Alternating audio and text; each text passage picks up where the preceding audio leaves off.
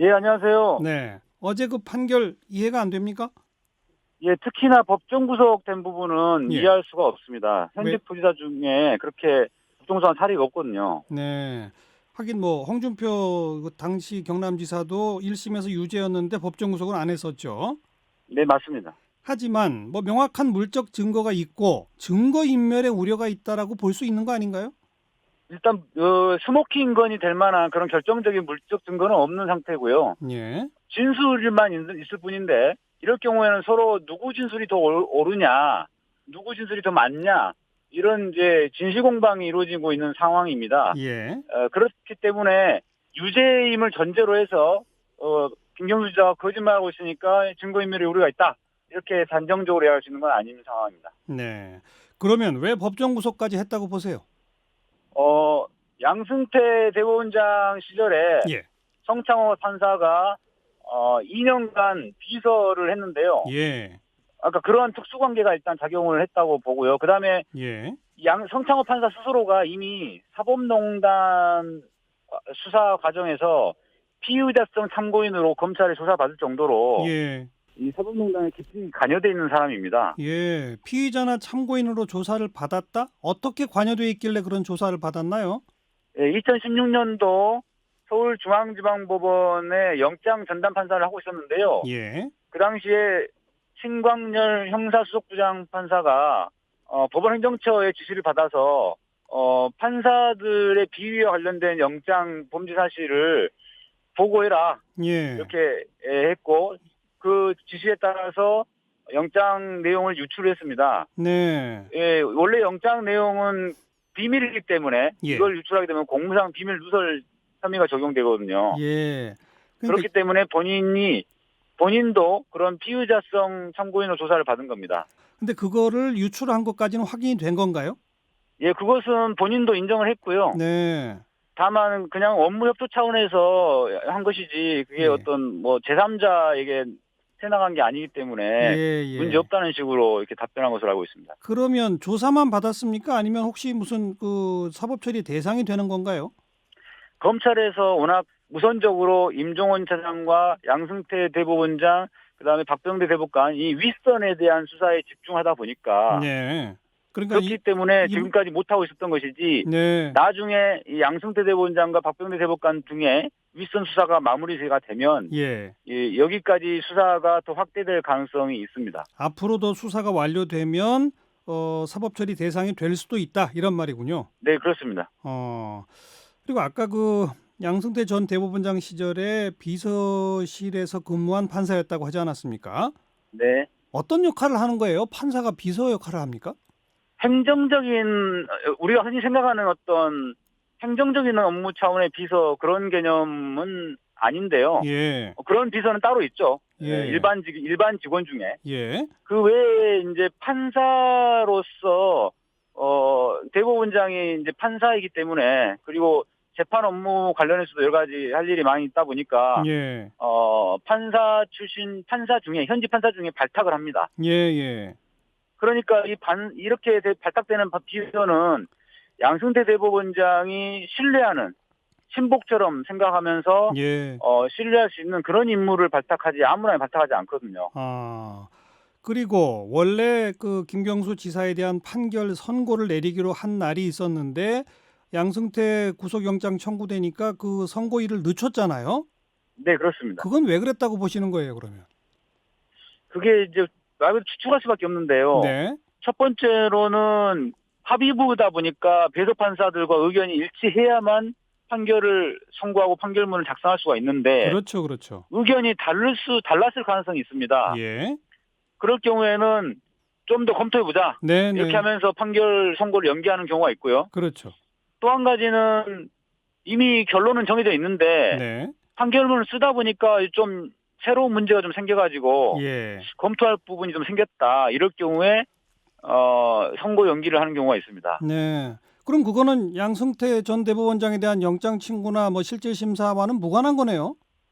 일반적으로 무관하게 그렇게 선고 연기하는 경우가 있기 때문에요. 예. 이번 선고 연기가 아주 특별한 예외 케이스라고 할 수는 없습니다. 아, 다만 예, 그 예.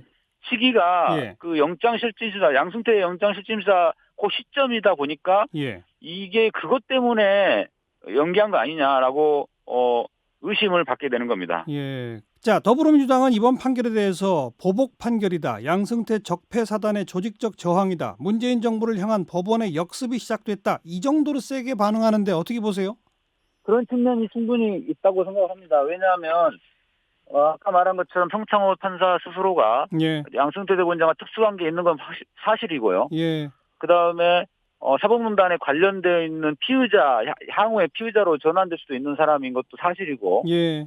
그렇다고 하면은 본인은 이 사법농단 수사에 대해서 당연히 반감을 가지고 불만을 가질 수밖에 없는 상황입니다. 예. 반대하는 입장이죠. 예. 예. 그런데 자기가 모셨던 양승태 대법원장까지 구속됐지 않습니까? 네. 그러면은 이게 그 칼날이 사법농단 수사 칼날이 자기한테까지 올 거라는 걸 예감을 하고 있는 것이기 때문에 그렇죠. 이 사법농단 수사를 일으킨 자기가 볼 때는 이제 문재인 대통령 측에서 사주에서 지시에 의해서 하명받은 수사다라고 생각을 할 겁니다. 예. 예. 그렇기 때문에 이런 애시당초부터 불공정한 재판이 될 가능성이 많았는데 예. 마침 결과도 보니까 현직 도지사를 법정 구속한 사례가 없었는데 법정 구속까지 했다는 거죠. 네, 네. 자, 그렇다면 김경수 경남지사 측에서 왠지 양승태 전 대법원장과의 특수관계 때문에 깨름직하다 그러면 법관 기피 신청을 했었을 수도 있는 거 아닐까요? 그건 왜 안 했을까요? 그 부분이 굉장히 중요한데요. 성창호 판사가 굉장히 재판 진행을 원만하게 하는 스타일입니다. 잘하는 스타일입니다. 예. 그래서 과거에 서울지방변호사회에서 우수 법관으로 평가받을 정도로 그 재판 진행은 정말 원만하게 잘합니다. 예, 예. 그런데다가 본인이 그런 기피 신청을 당할 수도 있기 때문에 예. 더더욱 조심했을 것으로 보이고, 예. 김경수 지사 측에서 주장하거나 증거 신청했던 것들을 다 받아준 것으로 알고 있습니다. 네. 그러다 보니까 기피 신청을 할 만한 명분이 없었던 거죠. 명분이 없었다. 네.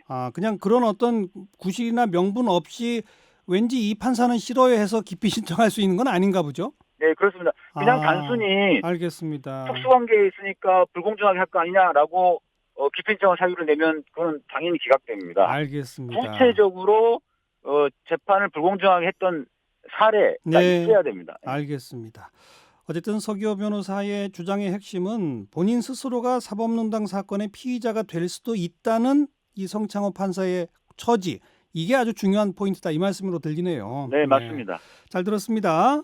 네, 감사합니다. 자, 서기호 변호사였고, 자, 이번에는 이런 식으로 대응해서는 안 된다라고 하는 주장을 펴시는 또 역시 유명하신 분이죠. 재심 전문 변호사입니다. 박준영 변호사 연결해 봅니다. 박 변호사 안녕하세요. 예, 안녕하세요. 네, 어제 그 판결이 박 변호사는 있을 수 있는 판결이라고 보십니까?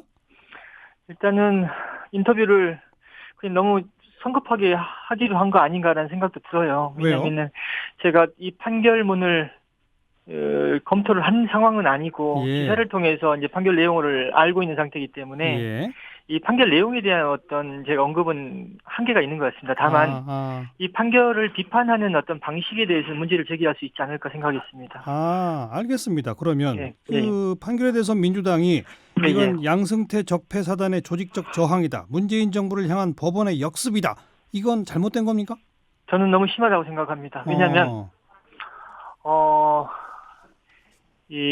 만약에 사법농단 사태를 첫 번째로 폭로했던 이탄희 판사나 또 사법부 내에서의 어떤 그 조사의 부실 조사의 문제점을 지적했던 판사들이 이 사건을 재판했을 때는 다른 결론이 나왔을 것이다라는 어떤 합리적인 근거가 없는 상황에서 그냥 예를 들어서 증거 조사가 잘못됐다, 또 증거에 의해서 이런 사실을 인정하면 안 된다, 또 이런 사실이 인정됐을 때 이렇게 혐의까지 인정된다고 보기는 어렵다라는 어떤 구체적인 문제를 제기하지 않고 이 양승태 퀴즈였다, 이런 어떤 그 논리로 판결의 문제를 제기하는 것은 잘못됐다고 생각합니다. 네, 양승태 퀴즈였다뿐 아니라 본인 스스로도 사법농단에 연루돼서 피의자성 참고인 조사를 이미 받았고 지금 고위법관들 기소가 다 끝나면 추가 수사를 통해 피의자로 전환될 수도 있는 처지다라고 하는 지적은요.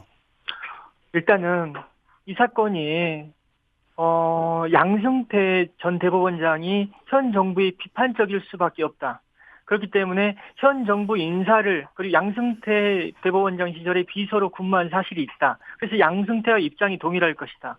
그렇기 때문에 현 정부의 핵심 인사에 대한 재판 과정에서 양승태의 입장을 반영할 수밖에 없다. 이렇게 추측을 계속 할 수는 없잖아요. 네. 그리고 일단 이분은 20년 이상 재판했던 사람이고 예. 변호사들이 법관 평가를 하는데 거기 우수 법관으로 선정됐던 사람입니다. 그랬다면서요. 예. 예, 얼마나 많은 사건을 재판했겠어요. 예. 근데 이 사건을 그렇게 어떤 의도를 갖고 말도 안 되는 재판을 했다라고 한다는 거 이건 좀 문제가 있다라고 생각해요. 그리고 예.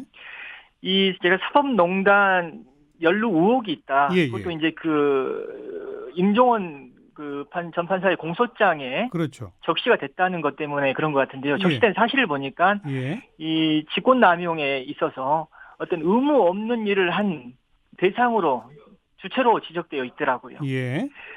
일례로 강원레드 사건에서 안미연 검사께서 외압을 폭로했잖아요. 예. 그 외압 폭로 사건이 만약에 기소가 됐다면은 그 당시에 춘천지검장이나 대검 반부패부장이 외압 직권을 남용해서 안미연 검사로 하여금 의무 없는 일을 하게 했다라고 공소 사실이 적시될 수 있었어요. 예. 그런데 그 의무 없는 일을 하게 했다라는 그 주체로 이 성창호 판사가 적시되어 있더라고요. 예.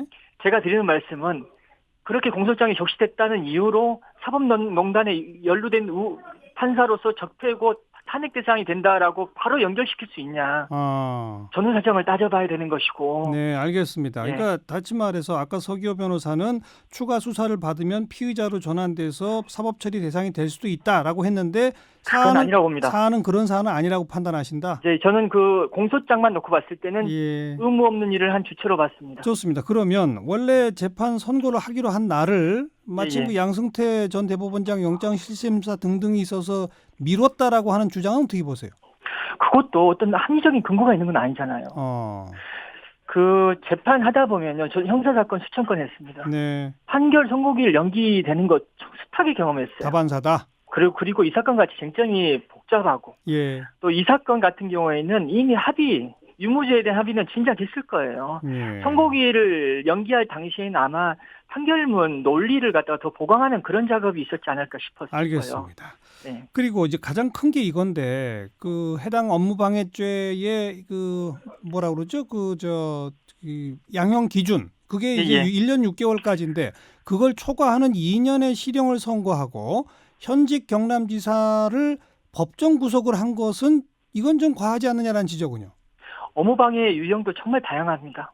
다양하고 또 업무방해로 인해서 발생한 결과의 어떤 그 정도, 불법의 정도가 크면은 얼마든지 그 기준을 초과할 수도 있는 것이죠. 예. 또 이 기준을 아주 너무 현저하게 벗어났다라면 모르겠는데 네. 그게 아니면은 또 이런 여러 가지 이런 그 사건의 특수성을 고려할 수 있는 거 아니겠습니까? 그러니까 2년은 이해가 된다. 그다음 법정 구속은요? 이해가 된다라는 것도 제가 사건 내용을 제대로 모르는 상황이기 때문에 예. 그냥 그렇게 무분별하게 비판할 수 있는 상황이 아니라는 말씀입니다. 예. 그리고 예. 법정 구속 부분은 일단은 실형을 선고하면 다 법정 구속 돼요. 그냥 법정 구속을 시키지 않은 경우가 예외적인 사례거든요. 예. 이 사건의 경우에 이제 도지사라는 신분이 있기 때문에 좀 신중했어야 되는 것 아니냐라는 비판을 할 수 있죠. 예. 하지만 이것도 어떤 정치적인 관점에서 이건 잘못된 판단이라고 얘기하기는 어렵지 않나. 그리고 만약에 네. 이 경남도지사 김경도지사가 자유한국당 쪽이라면 예. 과연 이 민주당 쪽에서 이렇게 비판할 수 있을까? 예. 그렇게 생각합니다. 예. 그러니까 요약하자면 박준영 변호사는 온갖 정치적 추측만으로 비판해서는 안 된다. 뭔가 분명한 합리적 근거가 있으면 그걸로 비판해라 이 말인가요? 예, 그래야죠. 합리적인 근거를 갖고 하자는 겁니다. 네. 무조건적인 비판은 그게 바람직하지 않다. 네. 예. 그런데 그 나름 이제 이 더불어민주당 쪽은 이 명확한 물적 증거도 없이 진술만으로 판단한 것 이것이 잘못됐다라는 걸 나름 합리적 근거로 주장하더라고요. 그렇다면 이렇게 합리적 근거라는 것을 판결문에 대한 면밀한 검토를 하고 주장했는지 어제 그 재판 결과 나오자마자 이런 주장이 나왔는데 그 사람들은 도대체 뭘 보고 주장을 했는지 예. 저는 의문인 거죠. 진지하게 판결문을 제대로 검토했는지 예. 재판 과정을 들여다봤는지 예. 이건 의문인 거죠. 예.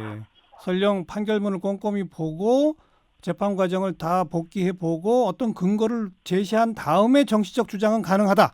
하지만 그렇죠. 지금은 잘못이다 이 말인가요? 그렇죠. 너무 성급하다. 너무 성급하다. 이렇게 그리고- 했을 때의 악영향이 뭐가 있다고 보세요? 저는 사법 불신이라 생각해요. 네. 사법 불신이 물론 이 불신을 초래한 법원의 책임도 상당합니다. 하지만 너무 확대되는 것은 우리가 경계해야 된다. 네. 우리 재판을 통해서 때로는 우리는 도움을 받을 수 있고 때로는 어떤 사람은 한을 풀 수도 있어요. 예. 하지만 법원의 재판이 이렇게 불신을 받고 이렇게 공격을 당한다는 것은 이렇게 물론 공격 당할 건 당해야겠지만 이게 공격의 방법이나 이런 게 문제가 있는 것이 알겠습니다. 바람직하지 않다. 네. 그리고 예. 사법 불신이라는 것이 또 이 불신을 악용하는 사람들이 정말 많습니다. 예, 여기까지 들을게요. 시간이 없어서. 고맙습니다. 예, 예. 박준영 변호사였어요.